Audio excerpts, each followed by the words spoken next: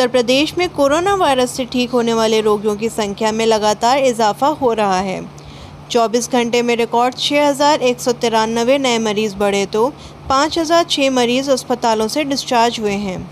अब तक प्रदेश में 1,90,818 मरीज ठीक हो चुके हैं। अब तक राज्य में 75.37% मरीज रिकवर्ड हो चुके हैं। वर्तमान में 58,595 एक्टिव केस हैं जिनका इलाज चल रहा है। बता दें कि राज्य में अब तक कोरोना के 2,53,175 संक्रमित सामने आ चुके हैं। उत्तर प्रदेश के बदायूं जिले में शुक्रवार सुबह एक सिपाही ने पहले अपने एसएसआई को गोली मारी, फिर खुद पर भी फायर कर लिया। इससे दोनों घायल हो गए। दोनों को अस्पताल में भर्ती करवाया गया है। दरोगा की हालत गंभीर है, जबकि सिपाही को खतरे से बाहर बताया गया है। यह मामला उजानी कोतवाली का है। सिपाही ने 10 दिन की छुट्टी मांगी थी, लेकिन एसएसआई ने महज 3 दिन की मंजूरी दी। इससे नाराज होकर सिपाही ने ये कांड कर दिया। मेरठ की शिक्षिका सागरिका गोयल को प्राइमरी स्कूल की दशा और दिशा बदलने के लिए राज्य स्तरीय पुरस्कार से नवाजा जा रहा है। सागरिका गोयल ने मेरठ के भुट बराल प्राथमिक विद्यालय को एक कॉन्वेंट स्कूल की तर्ज पर डेवलप किया। सागरिका गोयल आदर्श प्राथमिक विद्यालय में बतौर प्रिंसिपल कार्यरत हैं। शिक्षा के क्षेत्र में तकरीबन 33 वर्षों का अनुभव रखने वाली सागरिका जब यहाँ शिक्षण के लिए आईं तो यहाँ की हालत बेहद दयनीय थी। सारिका ने इस स्कूल की दशा बदलने की ठानी और देखते ही देखते इस स्कूल में कामयाबी की ऐसी इबारत लिखी कि आज स्कूल के चर्चे दूर दूर तक हैं।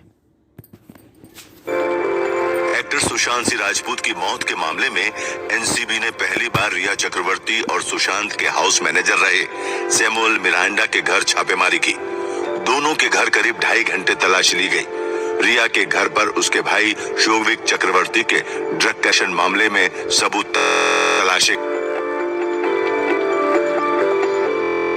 एनसीबी की अलग अलग टीमें दोनों के घर सुबह 6:30 बजे ही पहुंच गई थी। Searches were conducted in the morning at 2 places. Mr. Showik, Samuel Miranda's place. Senior officers were present at the search, including Mr. And we have asked both the persons.